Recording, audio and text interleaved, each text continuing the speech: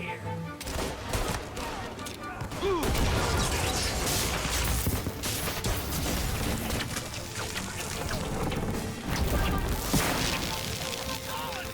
Get wide around them!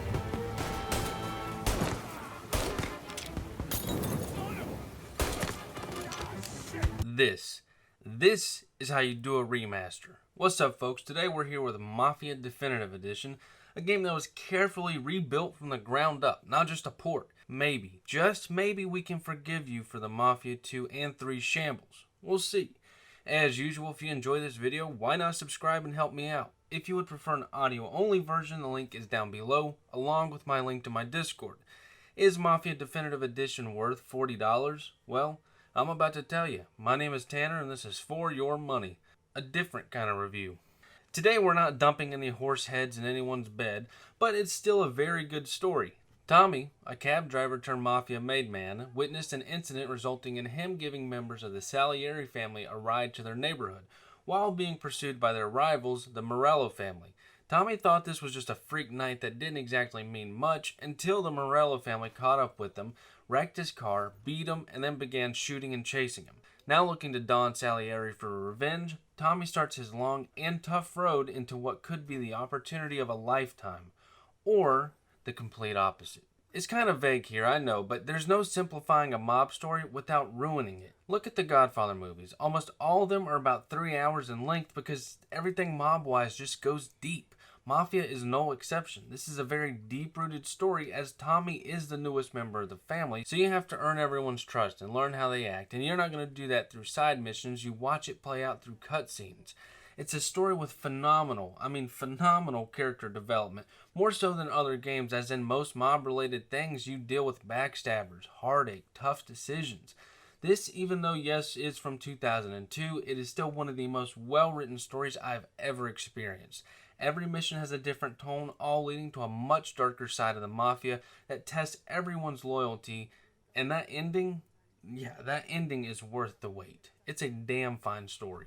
Mafia is a third-person shooter, but also very heavy on the driving. Since you were a taxi driver, you are in terms the wheelman for the Salieri family, and for the better half of the start of the game, you're going to be driving a lot. So, let's start there. I haven't had this much fun driving in a game in a long while. Every vehicle handles differently, and in some cases, it's vital for you to learn them quickly, or it could mean your death. And a lot of the vehicles you'd expect to handle rather well might not due to the time period and the vehicle technology. For example, in most games, motorcycles handle smooth and turn on a dime, but not here. They turn on a dollar coin at best. But for the most part, cars are a blast to drive around and drift in, running from cops and losing them in alleyways.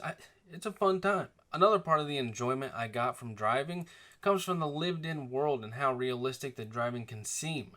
Honking is not all the time, but more so effective in this game than not. It'll make NPCs move, other vehicles move, it gets the job done. Another aspect is driving to appease the law. In tons of other games, when you drive in the sense of following the rules, cars seem to just honk at you and ignore the stop sign rules, etc. Here, it seems to be the opposite. When it's your turn to go, cars won't honk if you're following the rules of the road. Now, sometimes you'll find areas that might not be the case, but 9 times out of 10, the world sees you as another driver. It's also a lot easier to maintain your speed limit here because you have a limiter you can use that allows you to go no faster than 40 miles per hour. Is it important to go the speed limit? Not exactly, but you can get the cops on you if you zoom right past a patrol car. Combat in this game is gratifying, but it does come with a couple hurdles to get over. Fist fighting will be your first combat encounter, and it works nice, but sometimes the camera will get in the way. To fight, you're just going to be tapping one button over and over until you can knock them out, but while you're doing that, you're going to be countering the enemy's attacks. And when you're countering, that's when the camera might not have the best angle because sometimes it's hard to see when you need to counter. But it doesn't happen often enough to rage over. It's just important to keep in mind that you're gonna have to stay on top of that camera while you're fighting. Shooting did take some time to get used to. Now you see, a lot of games have sway or head bobbing, and in this game the sway is as real as it can be. I get it though, I've shot guns. If you're moving while you're aiming, your accuracy drastically decreases, but it still feels a bit overboard here. After overcoming that though, the shooting feels sleek and rewarding. Enemies, however, will take a good amount of bullets. Nothing over the top, but more so than you would think. But the reason that this doesn't exactly upset me is because when you see a mob member shoot someone, they overkill it, firing an entire clip into someone. So doing it here just seemed to fit the Mafia theme, as well as it made for a good shootout, which this game has tons of fantastic shootouts. And another thing I enjoyed here was the cover mechanic. Now see, enemies might take a good amount of bullets, but you cannot receive that much damage. So when you're having a shootout and your health is low, popping in and out of cover to take that shot is probably going to make your heart drop as if you were fighting for your own life. And you can only heal 1/5 of your health over time, so if your health gets low, it's smart to play it safe with the cover mechanic until you find a medicine cabinet. As for the weapons, you don't have a lot, but I would assume the Mafia didn't have access to every gun ever made. Here we stick with the obvious Tommy gun, shotguns, pistol, revolver, bolt-action rifles, grenade, and Molotov. So no, there's not a lot, but it's a good enough variety to have some interesting shootouts. Now this game doesn't work how GTA works. It's linear with one mission right after the next. There is no side missions to do and no rhyme or reason to explore. And I know some people are iffy about that or just didn't like it, but I gotta ask, why? Does every game need to be an open world game with X amount of stuff for us to do? No. This gameplay and story are more than enough to provide me with a phenomenal gaming experience. You can explore if you want. There is a free ride mode that lets you go out into the city and just do what you want, which would be drive cars, shoot guns, find collectibles you missed in missions, but that's about it. I got in there to shoot some people and I was good within 5 minutes. You also have a car cyclopedia mode that lets you take every vehicle in the game, which there are tons, and race them around a racetrack. To me, this is more than enough. I get it's a remake, but we shouldn't be upset for not having extra side missions to do, because what this game does offer and provides is exceptional to me. Overall, this gameplay nailed it. I mean, honestly, it would have been a downer if any aspect, that being combat and driving, were screwed, because this game is rather simple in the gameplay department, so it truly relies on these two aspects to be sleek and enjoyable. The design for this game, to say the least, is stunning. Seeing this beside the original it's remarkable and really an entirely new game. Now, not in the sense of Resident Evil remakes, as that was more than a remake, but this game didn't need a complete overhaul like that to fit in today's gaming world. The graphics look staggering, in-game and in cutscenes. It's insane to see how far graphics have come. The world of Lost Heaven has a very lived-in feel, as I expressed above, with the NPCs noticing that you're one with traffic. But you'll see all sorts of everyday things, like people getting off and on trams, people being pulled over by the cops, and tickets being wrote, etc.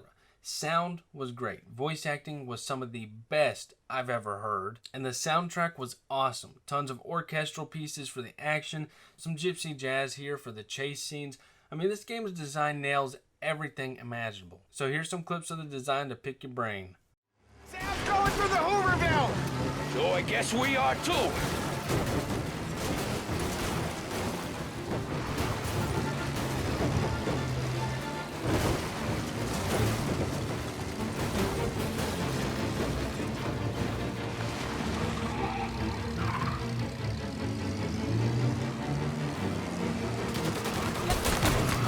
They don't stop coming, do they?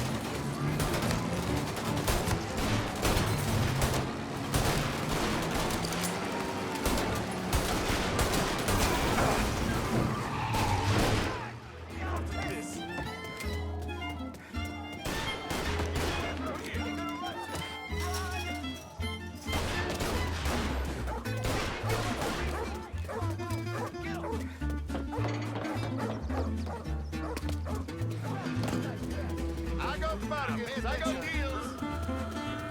Who's gonna buy from me today? He said to me at 3.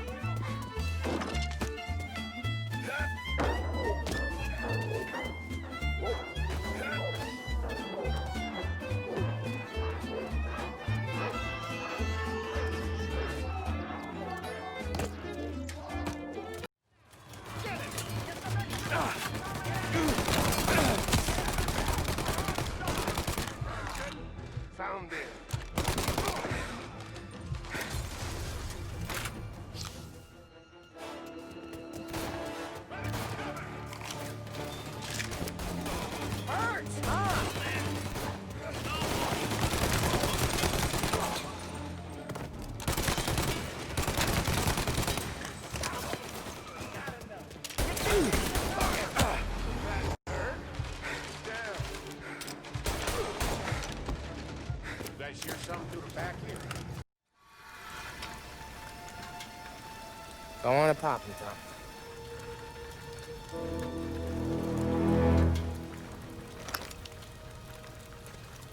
No. No, wait. Please. Please, I don't want to fucking die, man. Christ, Tom. You can't feel sorry for these animals. A guy like this would plug you if you give him the chance. You gotta pull the trigger without thinking. Guess I'm out. This one's finished too. To me, Mafia Definitive Edition is worth the full $40. Don't quote me exactly on Mafia's pricing here, but back in 2002, games were for the most part being sold for $50, meaning that Mafia was probably $50, but I can't be 100% certain as I don't have a receipt or anything like that. So we're getting a very well-made upgrade, well, more than an upgrade, for $10 less than the original cost. That's baffling. I'll take that any day. But besides that, we get a very well-written and deep-rooted story, gameplay that is fun and performs well, and an outstanding design. If that doesn't scream $40, then I don't know what the hell does. That's all I got, folks. If you enjoyed this video, why not subscribe? Otherwise, hit that thumbs down. Till next time, fellas.